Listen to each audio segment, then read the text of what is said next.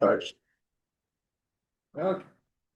All right, so I'm gonna turn the meeting over to Leon. Guideline change. All right, I think this portion we're gonna have Brandon, Yeah, read for us. That's the updates with our, guideline change. This is just the federal poverty guideline. Change that we put in the guidelines. And we do that when they come out.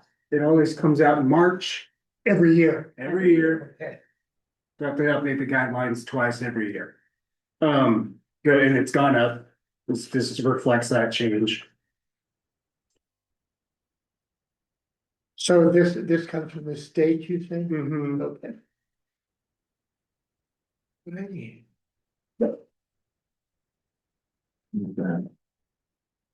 Thank you, Susie, for my bunnies.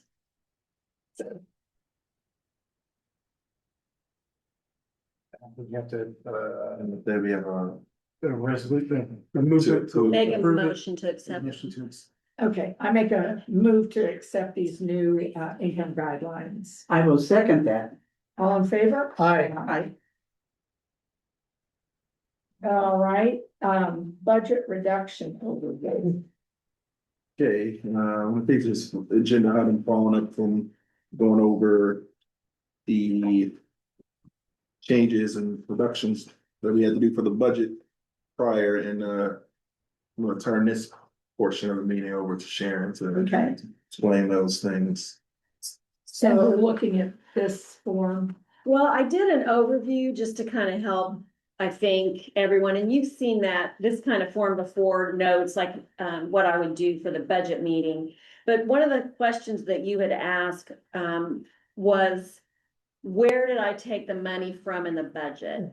And so I wanted to hopefully make it easier for you. So what I did, what you should have gotten was a 2025 end of year budget. Yes. So I sent that out and I highlighted the items that I took money, that had money left over, basically. And then I gave you a copy of the 2026 approved budget. And on the far left side, you'll see what I reduced it to and the amount I reduced it. So you would have an overview of where the money was deducted from and how I did it. Okay, Hopefully, just to give you an explanation. And that's what that is. So that first sheet that you're looking at there, that's So that is the 1782 form, and that is what the DLGF sends us with our approved budget. So you'll see the 160 some thousand that they told us we had to lower our general.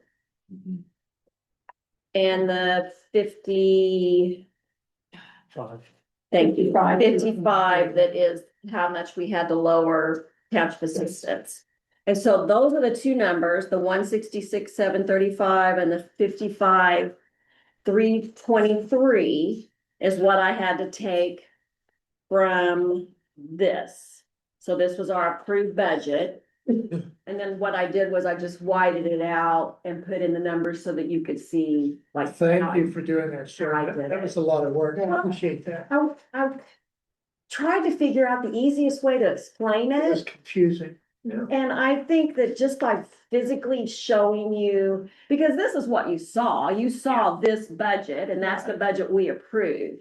And so I hope that this is explanation. So I just widened it out and then put in here. The only one that you're gonna see a difference is the food pantry. And that is one that when we originally did it, we had it at 15,000 and we increased it an additional 5. What page is that?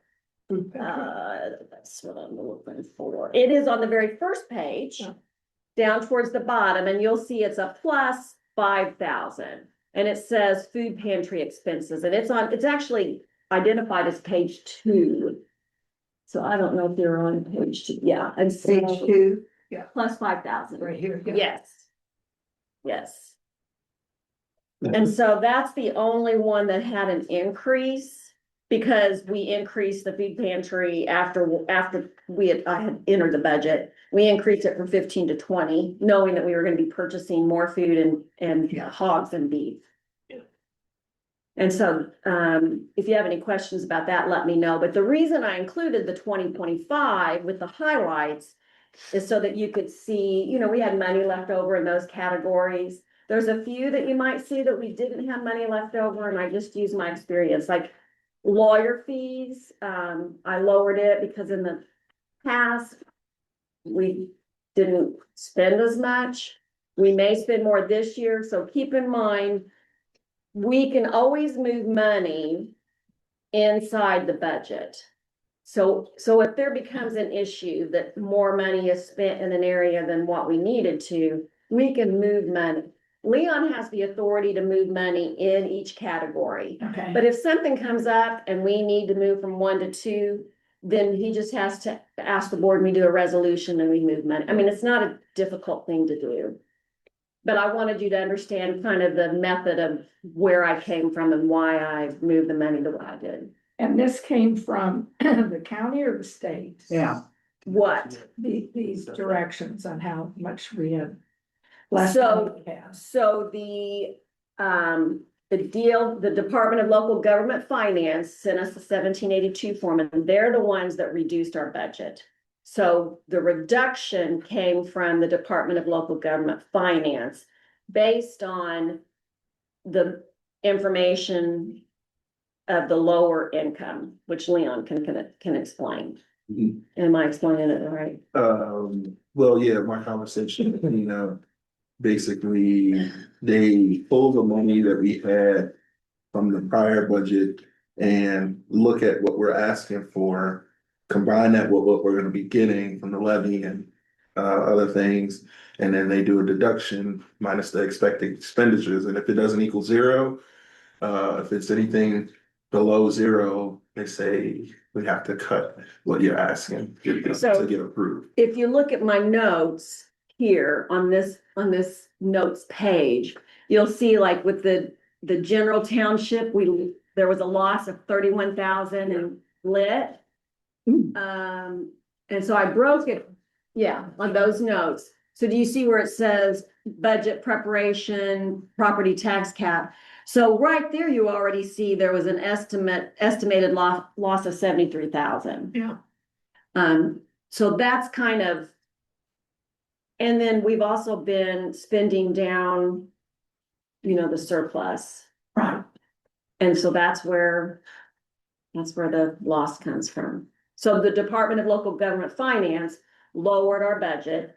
And so we had, they give us the authority of what to spend after you guys approve a budget. And that's where those reductions came from. Did they do that across the state?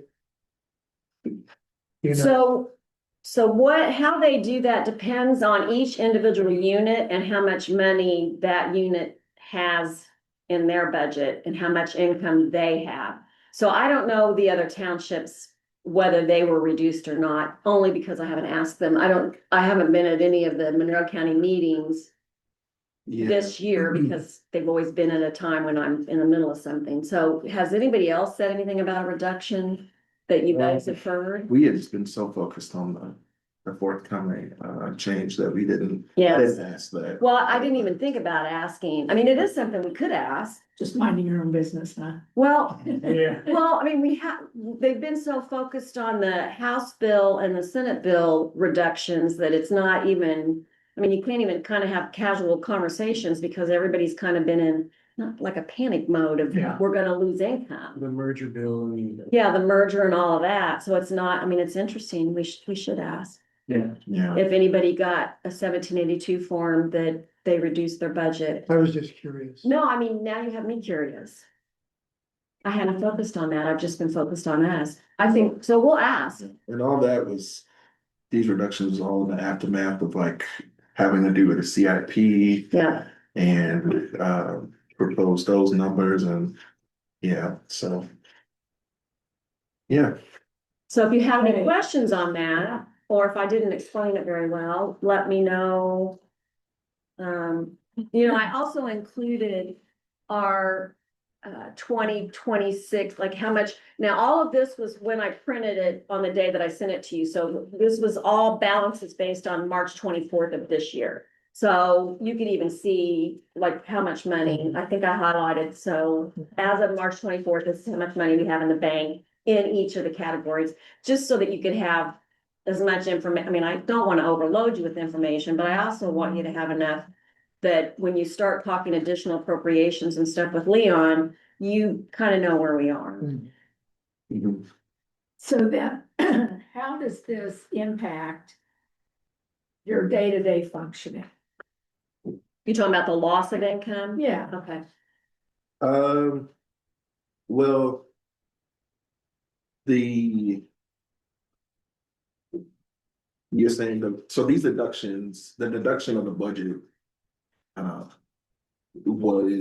That already happened prior to, us starting this operational year. And so we have, these numbers here, essentially, they just told us we had to stay within the confines of what we carried over from the year prior, plus what we're bringing in. And looking at these numbers, our operations are, or they're on, if we spend out everything that's budgeted, we're still on target as of this date, the 3/24, to have a balance to carry over into the okay, next year. so we're not laying anybody off. No, it doesn't. We're not turning off the lights. Yes. So that's, Okay. so that's the first thing here that I gave you. Yeah. Okay, So if you look, I'm sorry, Vivian. It's up. So if you see, as of March 24th, you'll see in Township General and Township Assistance, what the cash available was of March 24th. And then in the red is what is left, like what we budgeted, that approved amount. And if we spend every dime, that's where that's what's left in the budget. I subtracted that out. I added in the rest of the income that we're gonna get for the rest of the year. And so my estimated balance that we have at the end of 2026 is that 116 in Township General and 115 in assistance. So so when we have our meeting with the Department of Local Government Finance, they're gonna see we have this money left over. And that's where the capital improvement plan comes in. Because if they see we have money left over. Yeah. That's what they're gonna take for the road fund. But we know that we're going to use that money for fixing the roof, Right. replacing the carpet, doing the repairs on this building. Yeah. So and maybe repairs on the shelter, the women's shelter. it could be anything. Yeah. So just that, but so that we're okay. We're okay unless a huge disaster happens. And then nobody's okay. And then nobody's okay. Right. Right. But just so the bottom line is that as best as I can estimate, and if we spend all of our money, and so that's what's interesting. If you see this carryover, that is really kind of the balance that was left from the 2025 budget. So if you look at that packet that I gave you that's highlighted, and you look at the ending year balance of what was left over, it's really close. And so your question to me was, why did the DLGF lower our budget? And that's because if you take that number that was left over, which they thought we were gonna spend, because they think we're gonna spend our whole budget, and you look at that 100 and some, I'm blind. 129,000 was what was left in the township fund at the end of 2025.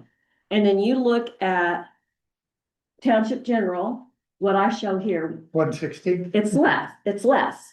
So they thought we were gonna be in the negative. That's why they lowered our 2026 budget.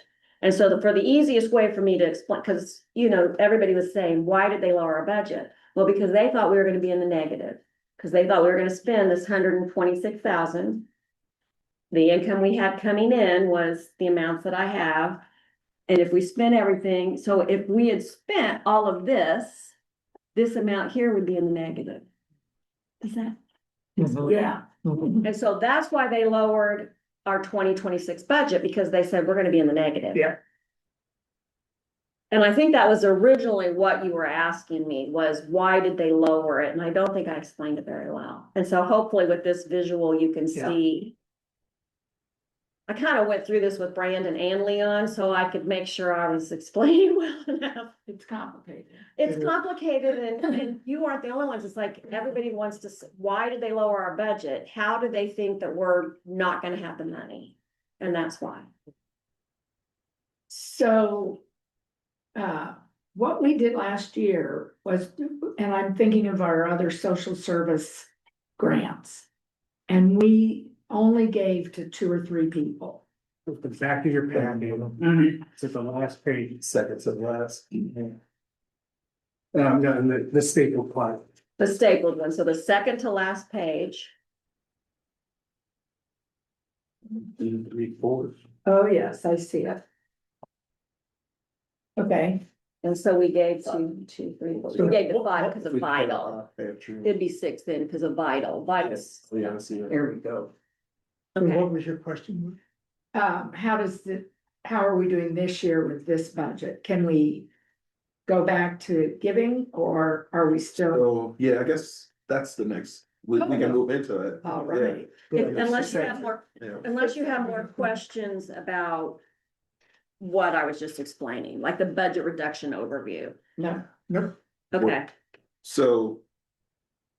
Ms. Sharon's tutelage here, I've been getting my bearings on this, and so what I came to understand is that we advanced this approval for these particular agencies as part of our budget that was approved through DLG. okay, And so we're locked in on that amount, and what we told those folks was that as we reevaluate, we get closer to, as within the operational year, if we find additional funding or things change, that we will try to do something for you. yeah, we revisit. Yeah, we I think that's revisit. what you said. right, Mhm. right. Yeah, And so because we only appropriated this amount for these specific agencies, unless we do some additional appropriation or take that money from elsewhere, then, we don't have additional money in that bucket to give to those agencies like we normally would set aside. Cause that's why we do it a year in advance. Mhm. And those agencies, being made aware, have that understanding. But I guess if we approach this conversation, one thing to think about is, if the future is that we can't sustain at the level that we were, we have to ask ourselves, well, where will we pull from if we want to prioritize them? And there's a few places we could pull from. So if we did do that now, we would be pulling from, say, our rainy day bucket, that's been appropriated. We could do that. Or, but we also doing some things with that money, which we're gonna talk about the vehicle repair and then the vehicle Right. purchase.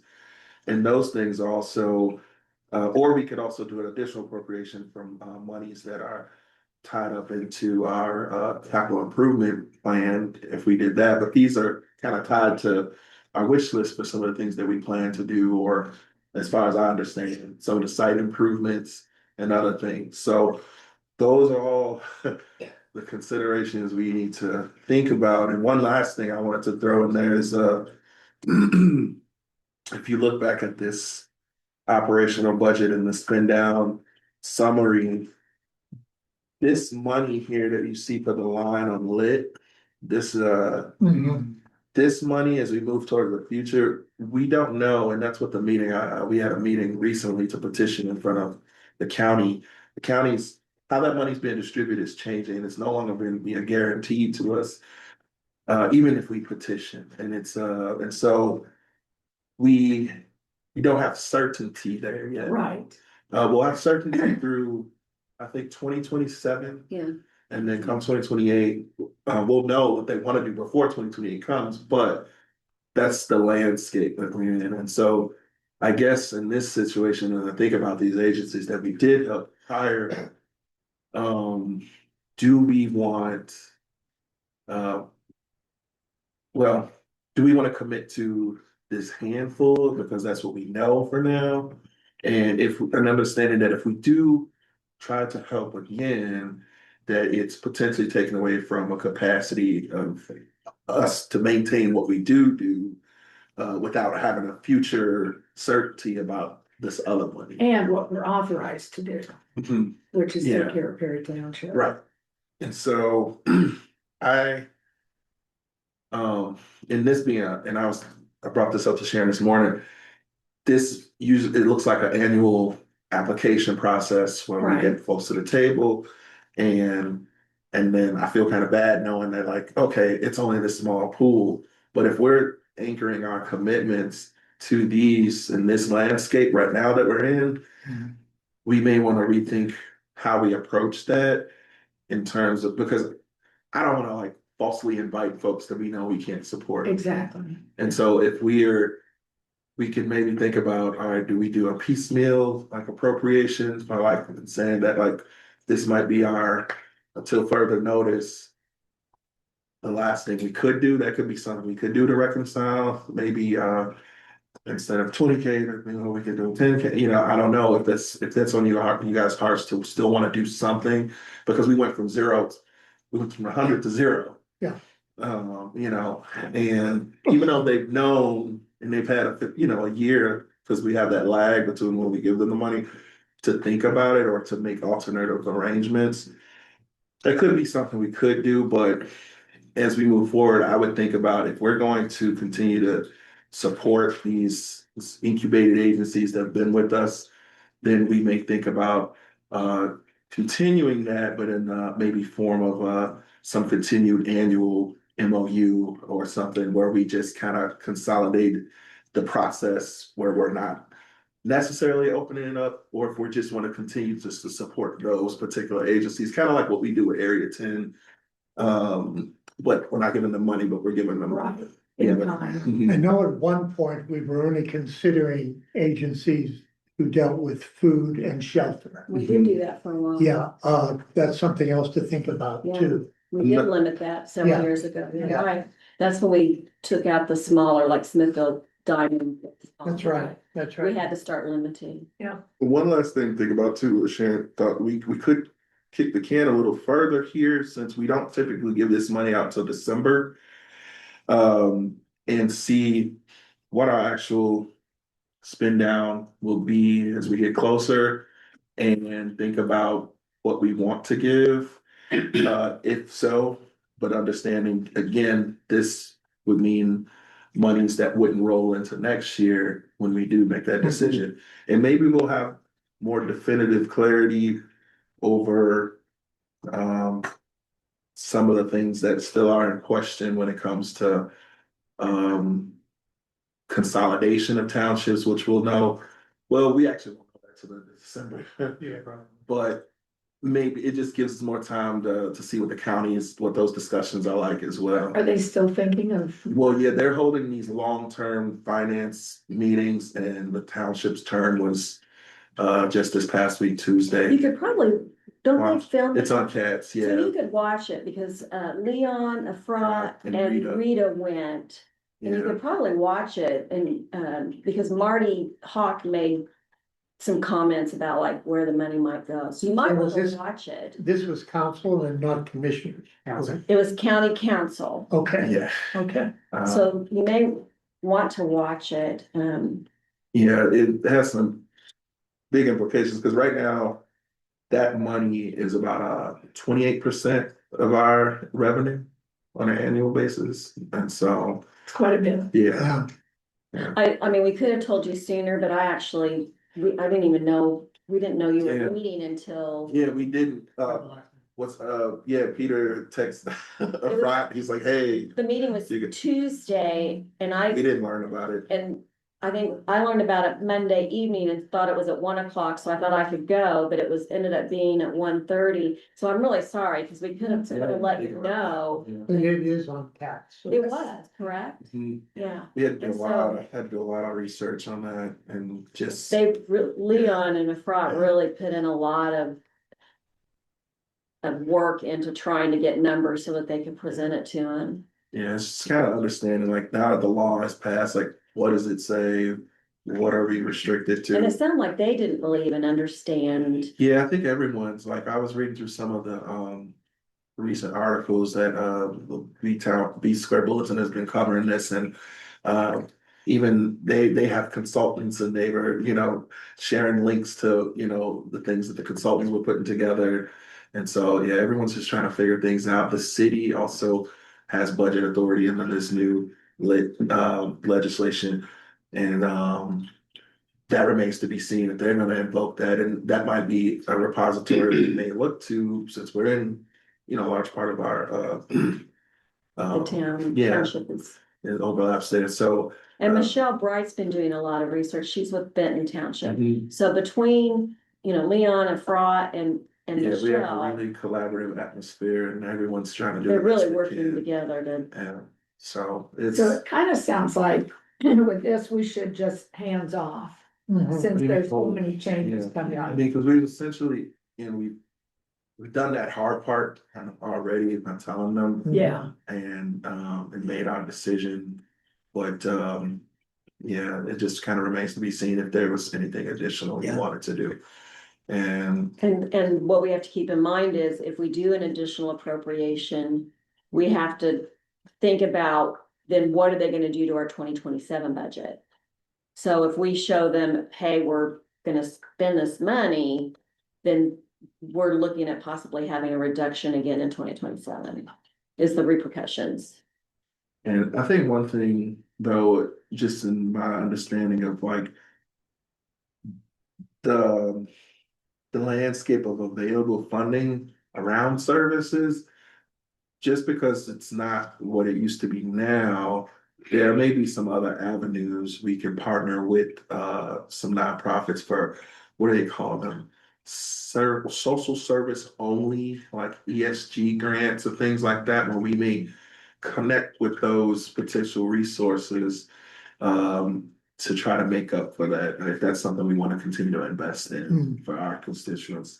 So with that, you know, I keep saying I'm gonna dig into that, and I will eventually, because yeah. He's kind of been thrown into a lot of learning. Yeah. But yeah, I mean, even in that landscape, what funding looks like has been kind of an upheaval because some of the things that the current administration is doing at HUD, they tried to up in a majority of funding for permanent supportive housing, but luckily the court stepped in and yeah.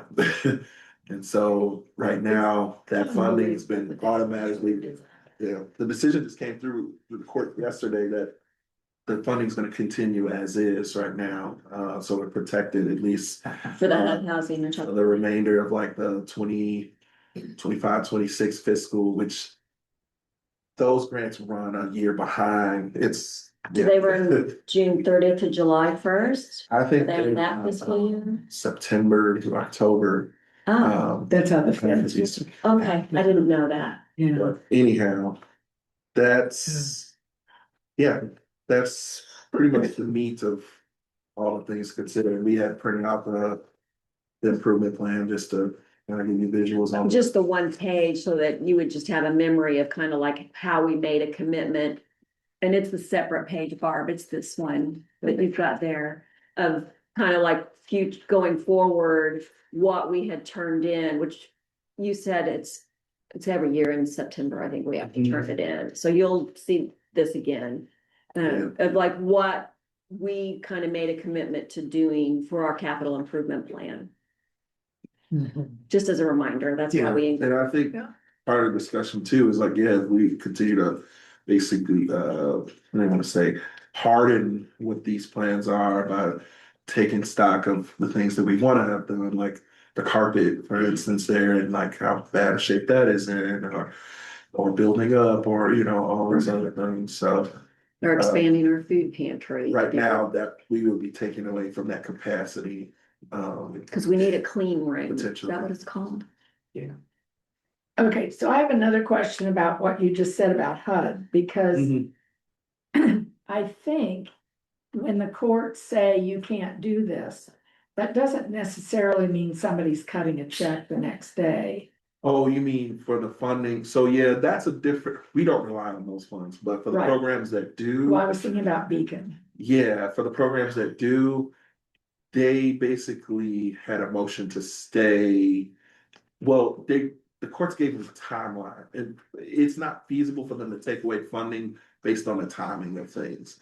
They said that if you don't have an alternative proposal that can be approved before this date, then everything will continue as is. And so the money that had been set to be allocated will now be allocated at least through the end of what's called the fiscal year for a prior what's called NOFO, notice of funding opportunity, which everyone had to submit for, and then HUD reviewed and said, okay, we're going to give your state this much, and they gave our allocation. CDA is the entity that oversees that.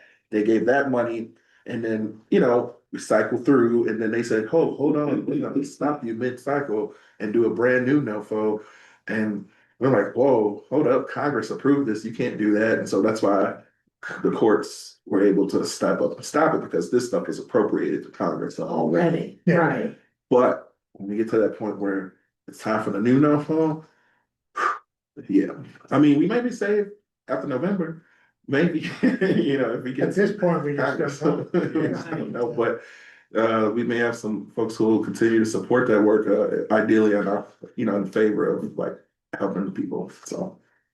But that remains to be seen. So Beacon has stopped, because, Beacon, I mean, our concern in this is our homeless shelter. So, yeah. Yeah, that's- is that on down? the singers. Yeah, so if we're ready to move Yeah, to we're ready to that. move So on. we don't need to talk about additional appropriation anymore. No, So what Leon and I had talked about is if it's something that we end up needing to do for other reasons, we can do an additional appropriation anytime during the year. So we can revisit this additional appropriation discussion because of the shortfall in the budget, the $100 and some thousand. So if for some reason, because we are having some problem, how much is that, the rest? I'll go over that. Okay, so we can come back and revisit the additional appropriation discussion at any budget meeting. And so that's what Leon and I have discussed, so that if it becomes an issue because of the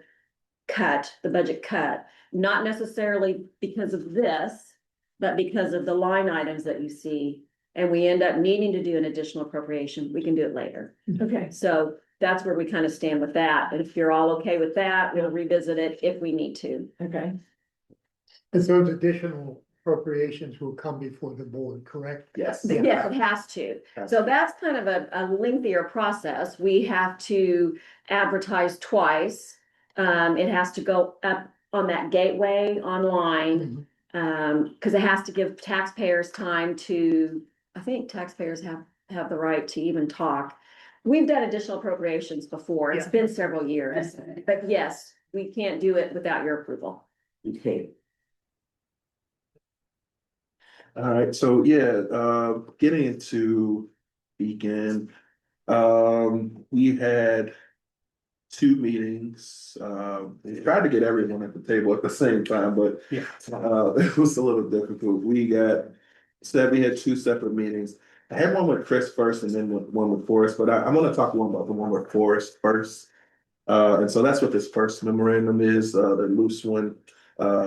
It's titled Update on Beacon. Update on Yeah, Beacon. should be one sequentially right after the other. The first one's about Forrest. So when we met with Forrest, of course, Beacon's still committed to that project. They're just at a point where they need to secure some funding still. It's roughly 4 million. And in particular, that 4 million is going to come from what's called new market tax credits. Not sure if you're all familiar with that, but it's a process where they have to apply to an entity that has federal funding that they distribute to like these investment situations, and that's where the money comes from to do the building. And so to get this money, it's a complex application process where they go to these syndicates. They have to have banks that'll approve and back the deal. So Forrest has a consultant and they're doing all of that work and they're in conversation with a few different syndicates, and that's as much as Brandon and I were able to get from Forrest in terms, and so he still feels hopeful that that's happening. He's doing the work, they're doing the work to try to secure them. And it's just a waiting game. Now, the thing about that though is that when Forrest has all this monies that's coming from different places to make that project happen, some of those commitments might expire. And I don't know what that date is. I can't remember if he mentioned it to us. Yeah, maybe I just wanted to, but no, that's okay. But that's not our project, but it's, you know, it's a reality for him. And so if that happens, probably, he did mention that if it does come to that point, then they would have, they would have to seriously reconsider what they're trying to do. We don't know what that deadline is, that. No, and that's why I kind of got here as I was gonna circle back to ask Forrest more that he knows. But it doesn't mean that maybe all of his funding may be going away. But when it comes to like all the plans that they made Yeah. for and our Yeah. architect, you know, they would have to seriously reconsider how everything is gonna be They would configured. scale down. They may scale down. It It really- doesn't mean that we still can't contribute, Yeah, but it really kind of takes it back to square one. that's what he was saying. Yeah. Yeah. Going back to And so- planning, and Yes. that takes a year, and then Yeah. Yeah. everything is derailed. And then who knows what other types of permits and things, if those things expire. Development. Hopefully that won't happen. Yeah, so hopefully that won't happen, but that is the reality of where that project is. And where it comes to us and our support for them, what I told Forrest is like, we're committed to the transition, no matter how it evolves, right? So, but what we don't want to do is get in a position where we have our building tied up and we're not able to support it. Right. And so that's where the next conversation came with Chris, because he did present first with, to me, like this contract, and really when he came in the spirit of saying, hey, this buyer's here, they want to work with you. They want to be the one, they want you to choose them. And he drafted up this contract that has these contingencies and. That's the coffee people. is that Right. Right. Mhm. Inkwell. I'm sorry. And so I'll stick to my notes here so you can follow along, but they wanted to lock us in. It's kind of like in development, they do that, is just make sure that they kind of tie up the property so it doesn't go anywhere. And so it says the current contract, though, it permits it presents a financial risk to us, because if we were to sign it as is, it's this timeline that says, okay, it assumed that the deal was kind of moving forward, with Beacon moving, the project moving forward, which we know is not where it's at right now. Right. And so at that timeline, he would end up paying rent on something in perpetuity, which would just dwindle away in what we hope to get from the deal. Right. And so, so that would need to be changed if we're going to consider trying to keep this buyer at the table. There might be something maybe we could do, but those provisions would have to be very, Chris, the way he put it, he said, like, you can do all sorts of contingencies to try to, you know, and so that's where we are. And so I just made some notes about what I thought our strategy should be in terms of if we're approaching to keep this buyer at the table. And so I don't think we should advance on the sale. Of course, that should be a provision without absolute certainty that Beacon's project is fully funded, and moving forward. Just because we'd be in this sliding position of losing value again. Of course, minimize the value of from the sale, minimize the loss of value from the sale by avoiding or renegotiating this rent structure. based on a finalized approved beacon project. Because it comes to that, then we could, we could entertain that because we were gonna do that before. And then the last one is like, yeah, the good thing about this buyer versus the other one is that we know they would pay us full price. But as we are waiting to see things out, one question I had, and I wasn't sure, that I was gonna talk to Chris about, do more research, is how long does that valuation hold? Right, And if we are waiting so long, and if we do sign some type of provision, we should include the right to reassess the valuation, and so forth. And sorry, there's a backside to this one, that speaks on that. So, so yeah, if we did a contract, we should include clear contingencies that allow us to terminate without penalty. If Beacon project doesn't advance, so we can just say, all right, well, this is not happening. Okay, you go your way, our way. Formally determine how long, yeah, we need to determine how long the valuation remains. Cause I don't know, unless something crazy happened, like, does it go up or? Are Yeah, you talking about the value of the property? Yeah. seems like it could go upward. yeah, true. So, but yeah, we think in that agreement, we should include a mechanism to trigger a new appraisal or evaluation. So, Yeah, that's important. yeah, so that's kind of what the update is between those two separate meetings. I think our next step, Chris actually beat us to the punch and reaching out, it's like, hey, what's up? And so, with your permission or, blessing, we could explore trying to still keep this buyer at the table through some contingency, but I still feel a certain way about signing anything without certainty from Beacon's. Yeah, Yeah. Yeah, so much of it, it depends on Beacon, really. We could at least get the ball rolling on that paperwork with the contingencies, showing the buyer that we are still interested in them. Yes, And then Because we are. during that process, sure, yeah. hopefully Yeah. Forrest has more information. I mean, I think it's a thing that's gonna be yay and nay for them within this year. I mean, he was saying Yeah. it should be within the next few months. Yeah, so Did they already do the groundbreaking? They did they great. did. Okay, because I knew he had a certain timeline I don't know if they're, at the end of last year that he was doing the groundbreaking is what he told us. yeah, I don't know if they're tearing down stuff. Well, I knew he had to get to a certain income for them to do the And groundbreaking, they so reached they that. must have reached Yeah. that, and then, If you guys are okay with us, at least, Yeah, having more discussions with Chris and getting those contingencies that yeah. Yeah, Leon suggested in the report.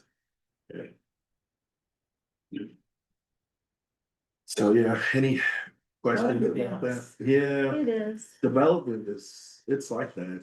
I mean, that's a very ambitious but needed project, Yeah, and yeah. I mean, it was really cool. Have you seen the design? Yeah, I've seen one like that in Minnesota, and then that's of course that's where they got the Really? motivation. so in the meantime, Friend's Place remains as it is that? Mhm. Yeah. Yeah, maintaining that. We don't, yeah, and that was another thing. Yeah, we don't ever want to be without No, a shelter. So Because it isn't only women's, only one that, correct? yeah, we'll take adult women. Right. Yeah, prioritize adult women. Assuming Beacon, the new place, will house anybody in the county that needs it, not just Perry Township people. Mm. So what are other townships providing to them? Yeah, we do have a collective like continuum of care that most of the sheltering entities are all at the same table. Beyond Beacon Shelter, well, of course, we have New Hope. We have the Winter Contingency, which is a collective. Um, and so your question is, what are other, Like Bloomington Township, yeah, what would they put forth, or have they already put some Mm. forth? I'm not I know sure. Bloomington Township, when they sold their property, they gave all of that money to New Hope Shelter when they It built was a their new lot. facility? They did, yeah, they did a considerable It was a contribution. lot. Yeah. It was large. I'm not sure Yeah. what they're providing for Beacon. Like, we could talk to them about that. Yeah, Forrest would, I'm sure, tell, Yeah. like, what the other townships, it's a good question. yeah, and that new location, that'll still be us, won't it? Yes. Yeah, Yeah, because we go to Third Street. still in our Mhm. It's jurisdiction. across from, It's us. South of Third. It's south of Third. you're right. Um, I always get confused because Third turns into Fifth. Yeah, it changes right there. Yeah, oh, so so it's on a lot. It's on. is it, but it's still us. Yeah. Wheeler does a lot of sheltering too. They're not always like at the collective table all the time, but their program does a lot of sheltering for men, of course.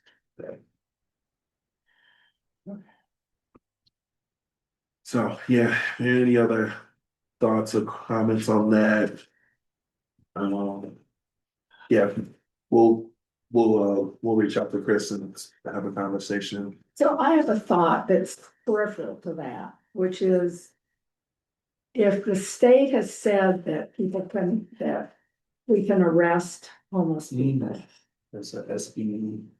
or whatever stupid thing that. Yeah, that's law now, actually. It's a I law. thought it started Yeah. in June or July. Yeah, it is coming up pretty soon this summer. So I wonder how that is gonna impact Beacon and or us, because I know there are homeless people that won't go to shelters Right. and, Yeah, you know, I can't picture them all in jail because the jail is overcrowded and Mhm.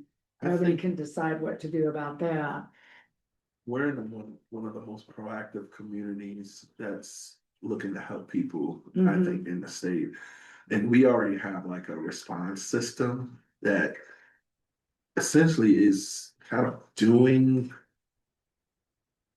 or operating probably within the confines of what those expectations might be, in terms of like, what am I gonna say? The white shirts, the police, Community intervention. service. Yeah, Oh, the community yeah. service. The white shirts is what we call community Yeah. service. Yeah. I think there's a provision in there where they changed the language of in which they could put someone on a mental health hold for refusing shelter. And so that with our local housing network, in particular with the mental health providers, because what will that mean for them if they're gonna be arresting more people? Is it a certain, if they're in a certain spot after It's- certain hours? So it's 48 hours if they're there for more than 48 hours. And I mean, we just recently experienced someone I'm really upset about that. having to be, arrested here because we do have like an annual trespass thing. And so, One of our residents, what I consider residents. yeah, and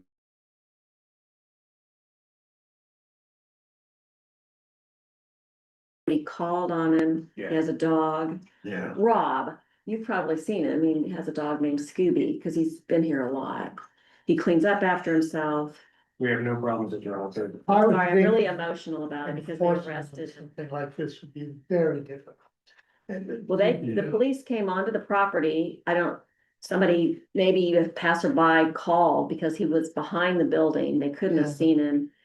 And they arrested him and he's been very angry at us. He's just a mellow guy. Well, Yeah, I know, I'm very sad, I'm sorry. yeah. But that's gonna be a tough thing because I mean, they're enacting this without any additional funding for like shelter needs, but Yeah, just making a law and then everybody else has to figure it out. yeah, yeah. so. Well, there's no voice for the homeless. I mean, there are, there is, but it's not a legal voice. There's not a legal voice for the homeless to protect them.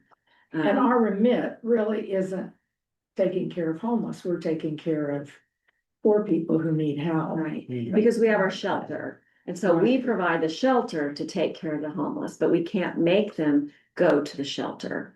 And in the past, a lot of them wouldn't go when it was a men's and women's, because a lot of them, you'll notice, have dogs.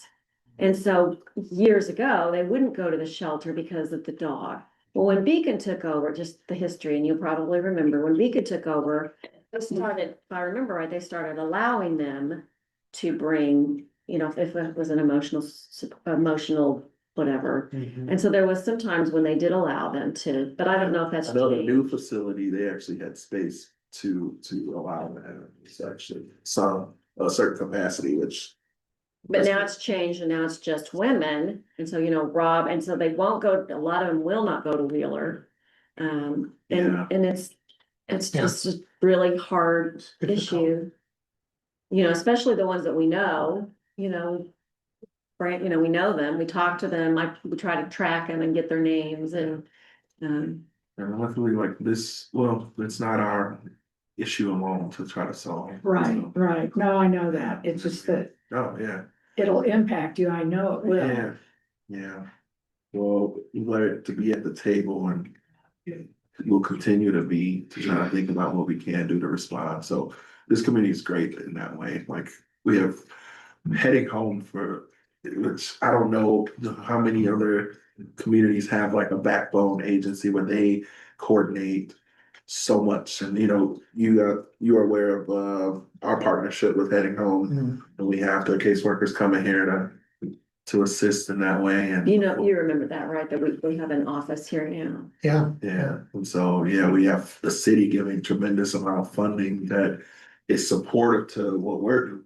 And so if we are able to do what we can, but we see the problem is beyond the scope of just being solved from our intervention, Right. we can get Heading Home in there as a backbone to do a little bit more. Yeah, we keep you do some busy. follow-up. So we just had a meeting with that. All our caseworkers are very busy. Yeah, so. Okay, sorry for Yeah, no, meander. but yeah, Next item is me, I think, yeah, under other is building repair. You'll notice on the ends of this building. We got the new metal roof, Yay. the awning, and below that, there's a wooden paneling. Now that wooden paneling is becoming warped. And you'll see on this end, there's a hole, you can see a hole into the attic. So thankfully Derek was up there looking at something else and saw Yeah. sunlight. Well, you know, Derek used to do roofing, so he keeps an eye on that stuff and told me we need to get some estimates. So I got some estimates. The one Leon and I liked the most was the Amish roofers who did our metal roof. So it's going to replace that wooden siding. It's metal that will match the roof. This wasn't the cheapest estimate, but this came with a 10-year warranty instead of the cheapest one, which was a 5-year warranty, and it's only a couple $100 more for the 10-year warranty. But it will be a few weeks before he can get us on they're busy right now, of course. From storms and everything. Yeah. But it's a have-to thing, like, There's Sure. there's a Yeah. And it's not going to get any cheaper or any better. that's true. Yeah.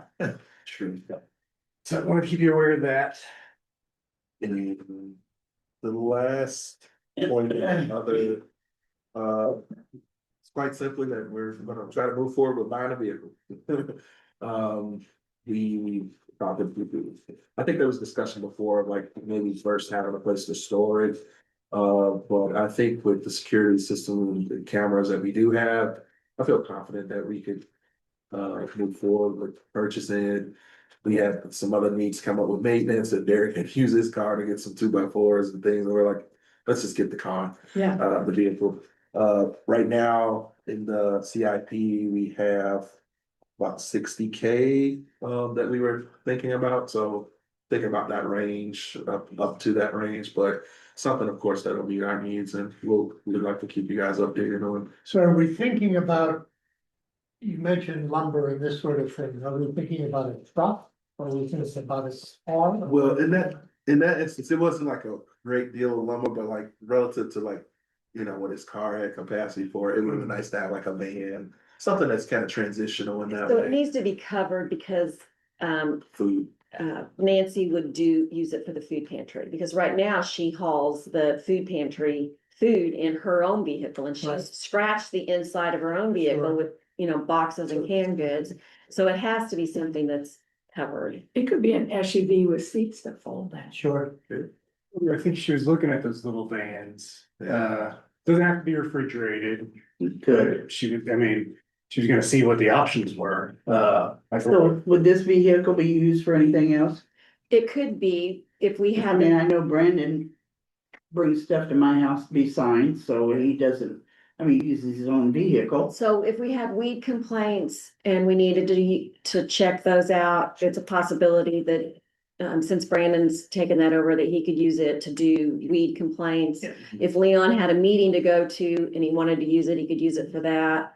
If we decide that we want to take over mowing for our own cemeteries, which honestly, the cost of what we pay someone to mow them, it may not be cost effective to have our Yeah. maintenance guy go do that. But if we had to, then it could also be used for hauling a mower and weed eater. I mean, there's a lot of possibility that it could be used for. Would this vehicle have identification on the sides? gosh, that'd be great. Yeah, we could do that. That was like one of the last big projects I did at the housing authority, like, we could get a wrap on I it. think that'd be Well, important. I think it would be important. Yeah, let's pull up in the weed complaint driveway, Yeah. something recognizing Yeah. me as a, As an not some employee. weirdo. would be- Yeah. I mean, Yeah. I think that Van Buren says Van Buren Township, and I think Bloomington, does their trucks